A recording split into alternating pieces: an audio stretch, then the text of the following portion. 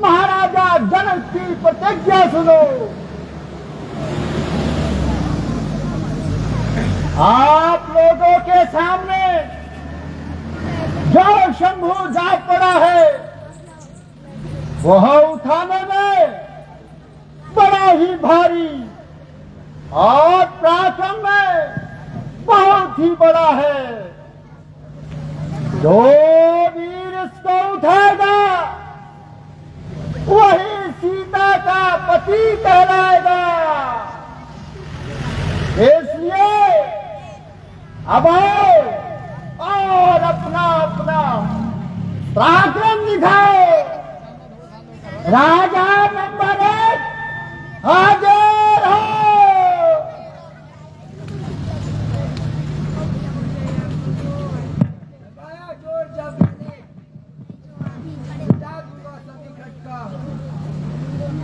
झूम ना पाएगा किया जब भाग का झटका। कहाँ से आए हो? कौन सी जगह से? राजगढ़ से। बाप का नाम क्या है? महाराणा प्रताप। महाराणा प्रताप। जोर लगाएगा? लगाओ।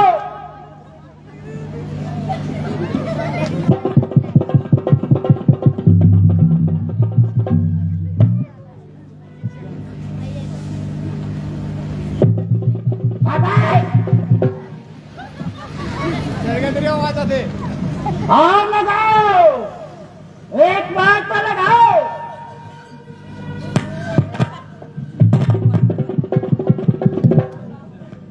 राम से बैठ जाओ, अगली बार आना। राजा नंबर 2 था, हाजिर हो। धनुष बोधा है, कोदा क्या बात है। तोड़ डाले सैकड़ों, इसकी तो क्या औकात है। कहाँ से आए हो? अवध से। अवध से। बाप कैसा नाम है?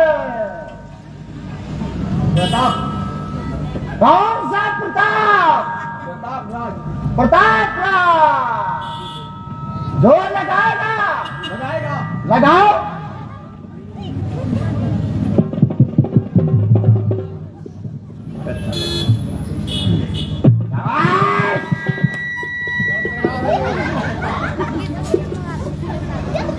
लगाओ लगाओ, जोर लगाओ।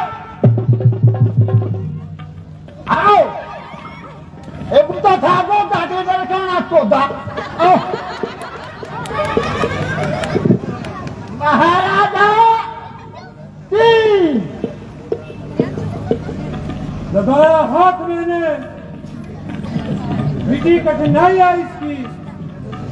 यदि कह दो तुम तो उड़ा दूं धकिया इसकी। कहाँ से आए हो? मुखाना से। मुखाना से आए हैं। मुखाना। जोर लगाएगा? लगाओ तन।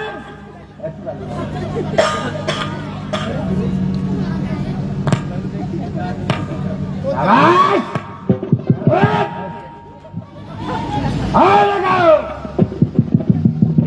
अरे दोनों हाथों से लगाओ।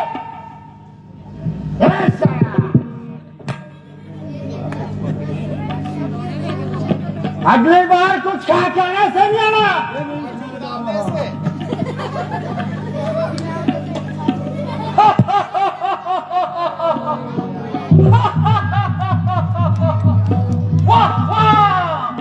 शंकर का चाप और ये 2 दिन के छोकरे, शक्ति कहा या कीड़ी की पत्थर में ठोकरे।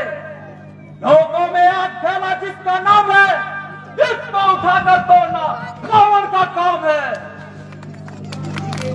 परंतु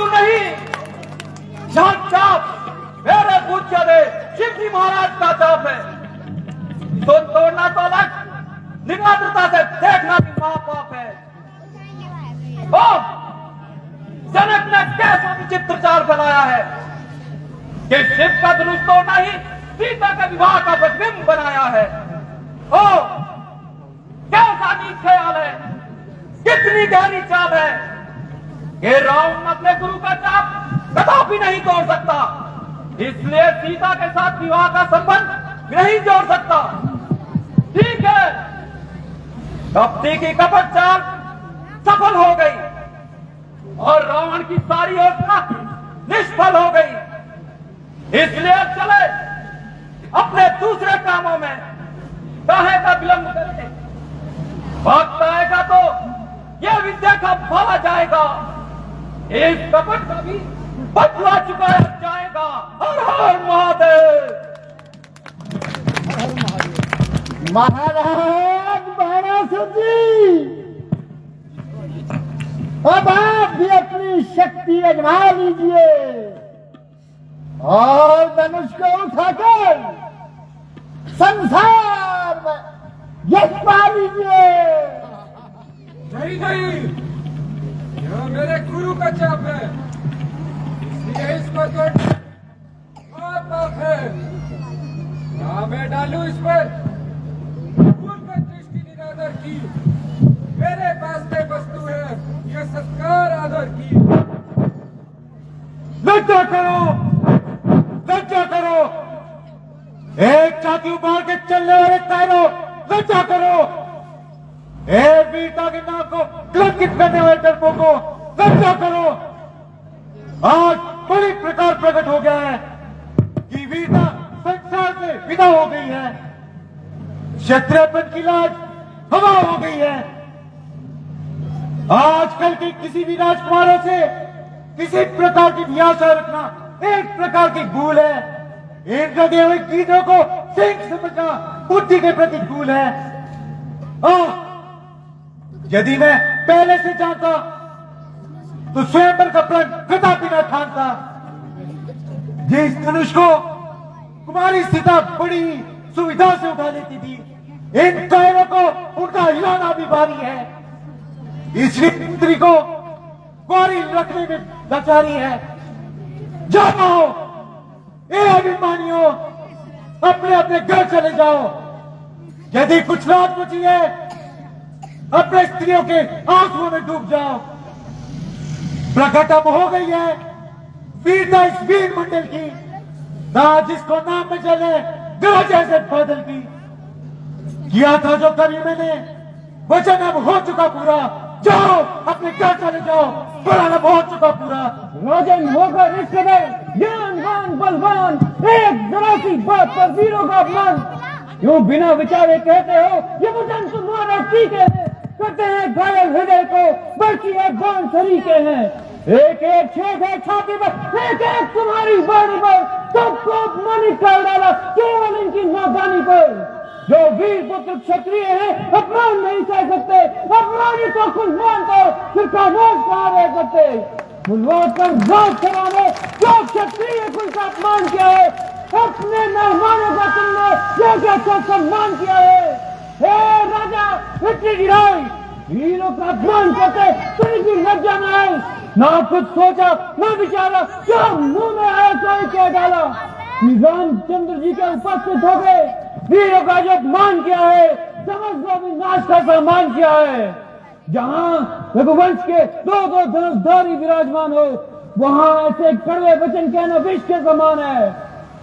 यदि राधा जी की आज्ञा होती तो अभी इसे अपमान का बदला चुका देता, रंग भूमि को रणभूमि बना देता। तुम नहीं जानते कि जब तक सूर्य वंश का सूर्य चमकता है, वीरों को अपमानित कौन कर सकता है। धनुष बोधा धनुष कुछ भी नहीं है वीर के आगे, उड़ा दूं पर्वतों तक को जो है मेरे तीर के आगे।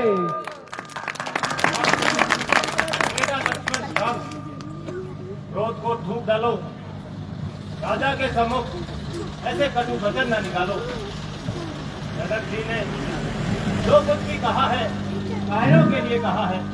देखो उनकी कामनाओं का फूल मुरझा रहा है, उनकी आशाओं पर पानी फिर रहा है। क्रोध आना स्वाभाविक है। सुनो हे रघुकुल मणि, मेरी एक प्रार्थना सुनो। हाथ जोड़ विनती करूं, चरण नभाऊं शीश। राजा ने अनुचित वचन हाथ कहे जगदीश।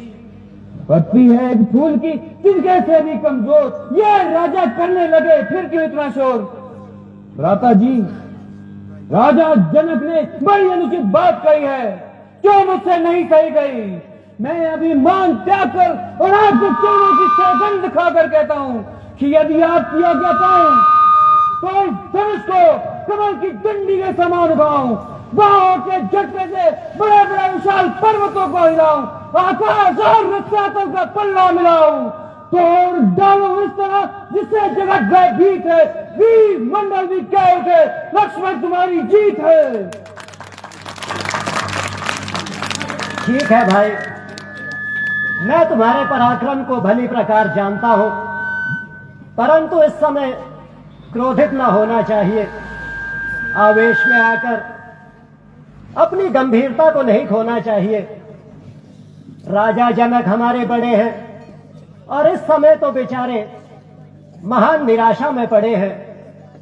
सोचो, समझो और ध्यान से मेरी बात सुनो।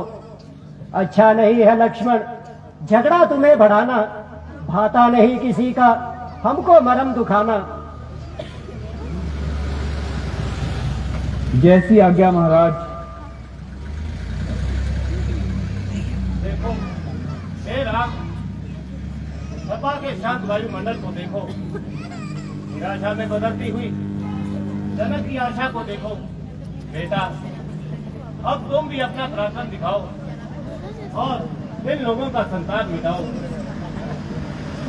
जो आज्ञा प्रभु। आज्ञा पाकर आपकी जाता हूं महाराज, आशीर्वाद से आपके पूर्ण हो सब काज।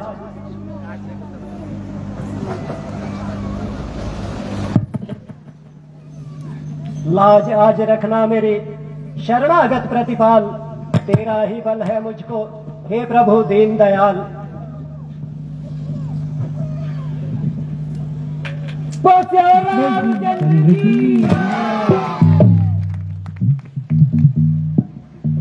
लीजिए, यह वही धनुष है जिससे प्रत्येक वीर भय खाता है। लो देखो, इसका चिल्ला अब कान तक आता है। उठाने के लिए जिसके विवश हर शूर होता है, उसी को देखिए अब किस तरह से चूर होता है। रामचंद्र की, लक्ष्मण की।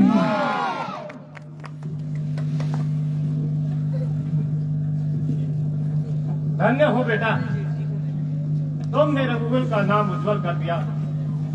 जो देखते ही देखते धनुष के कई टुकड़े बना दिए। महाराज, यह सब आपका ही आशीर्वाद है। धन्य है वह पिता, धन्य है जिसने ऐसा पुत्र रतन पाया। वह वीर माता धन्य है जिसने अपनी कोख से ऐसे कर्म वीरों को जाया। दादा, तुम धन्य हो, तुमने मेरी सारी शंका को मिटा दिया, डूबती नैया को किनारे लगा दिया।